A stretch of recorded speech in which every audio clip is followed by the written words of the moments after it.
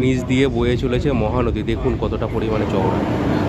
আর ঢুকে গেল পুরী হাওড়া শতাব্দী এক্সপ্রেস, সাথে চলে এসেছে গরম গরম ব্রেকফাস্ট। চলে এসেছি উড়িষ্যার কটক স্টেশনে, আর এটা হচ্ছে কটক স্টেশনের ফ্রন্ট গেট। আপনাদের সাথে শেয়ার করে দেবো পুরী হাওড়া শতাব্দী এক্সপ্রেসের জার্নি ডিটেলস। আর এই হচ্ছে ডিসপ্লে বোর্ড কটক স্টেশনের, এটা হচ্ছে ওয়েটিং রুম কাম ওয়াশরুম।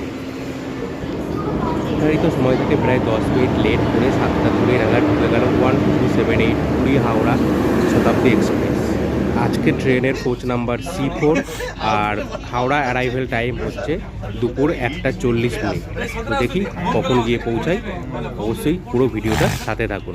তো অবশেষে 2 মিনিট হল্টের পরে ছেড়ে দিল আমাদের কটক স্টেশন থেকে, আর এই ট্রেনটি কটক স্টেশনের 1 নম্বর প্ল্যাটফর্মে আছে।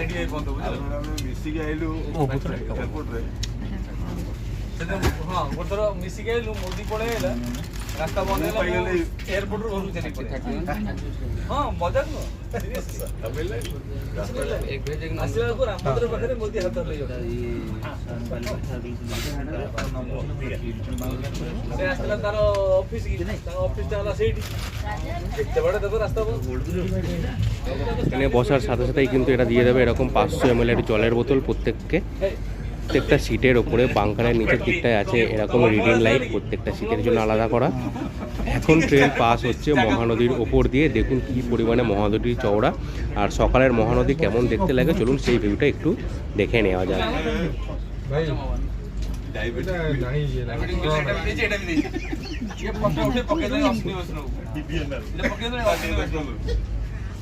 डायबिटिक मिले चॉकलेट और জুস জুস এই ঘটনা জুস জুস সিনেগল हाँ बंदी को से बच्ची पूरे एकदम बंद पूरी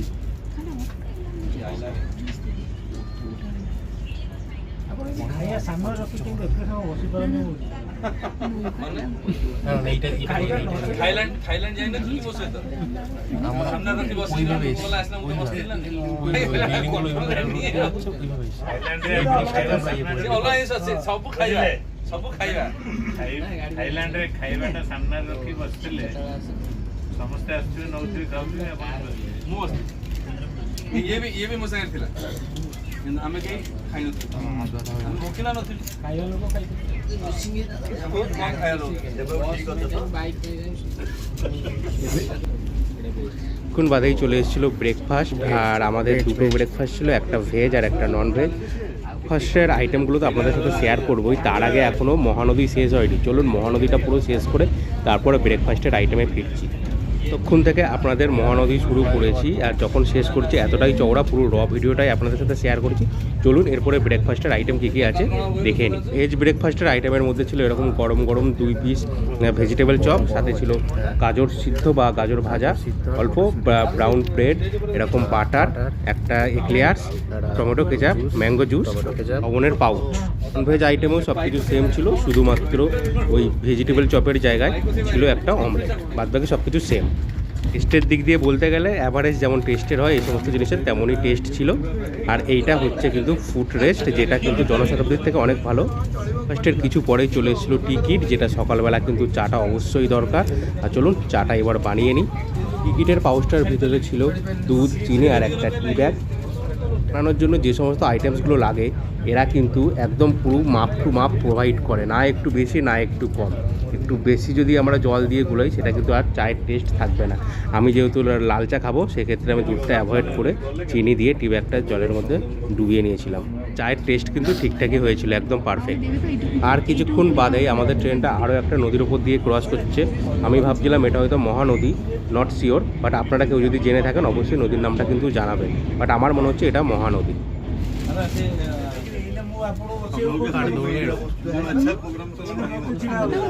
এই হচ্ছে হাওড়া পুরী শতাব্দীর ওয়াশরুম।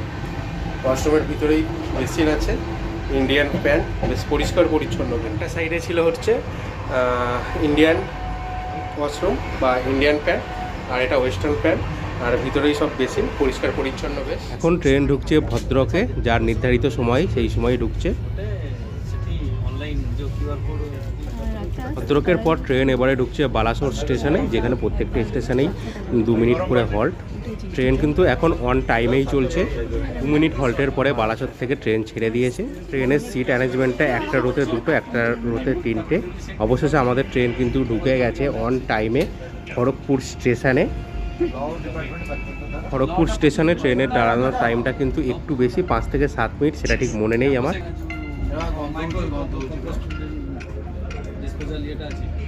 অবশেষে খড়গপুর থেকে ট্রেন ছেড়ে বেরিয়ে যাচ্ছে তার নির্ধারিত সময়ের। খড়গপুর থেকে ট্রেন ছেড়ে বেরানোর পরেই আপনাদের চলে আসবে লাঞ্চ। প্রথমেই চলে এসছে ভেজ আইটেমের লাঞ্চ, আর এটার মধ্যে আছে হচ্ছে প্লেন রাইস, সাথে ডাল, মুগ ডাল, আর সাথে ছিল 3 থেকে 4 পিস মতো পনিরের মশলা পনির, গাজর মটরশুঁটি ভাজা, সাথে ছিল এক মিষ্টি দই, আর ছিল গরম গরম র্যাপিং করা হালকা তেলে ভাজা পরোটা। ওভারঅল খাবারের টেস্ট অ্যাভারেজ ছিল, খেয়ে জাস্ট পেট ভরার মতো। আর একটু বাদেই এদিকে চলে এসেছিল ননভেজের আইটেম, অলমোস্ট সেম আইটেম, শুধুমাত্র ওখানে পনিরের জায়গায় এখানে চিকেনের আইটেমস ছিল। 3 পিস মতো চিকেন ছিল, আর খাবারের কিছুক্ষণ বাদেই চলে এসেছিলো কিন্তু ভ্যানিলা ফ্লেভারের একটা কাপ আইসক্রিম। এটার ভিডিও করতে ভুলে গেছিলাম। খাবারের টেস্ট ছিল অ্যাভারেজ, খেয়ে জাস্ট পেট ভরানোর মতো।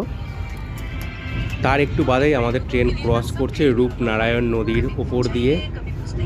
বর্তমানে ট্রেন কিন্তু মোটামুটি 15 থেকে 20 মিনিট মতো অ্যাডভান্স আছে, আর এই ট্রেনটা হাওড়াতে এমনিতেই একটু অ্যাডভান্সে পৌঁছায়। তো চলুন আজকে দেখি কতক্ষণে ট্রেনটা পৌঁছায়। ঘড়ির কাঁটায় এখন বাজে হচ্ছে 1:19 মতো, আর ট্রেন কিন্তু হাওড়া স্টেশনে ঢুকে গেছে। মোটামুটি 20 মিনিট মতো আগে কিন্তু অ্যাডভান্সে হাওড়া স্টেশনে ট্রেন ঢুকিয়ে দিয়েছে। তো অবশেষে নামলাম হাওড়া স্টেশনের 18 নম্বর প্ল্যাটফর্মে।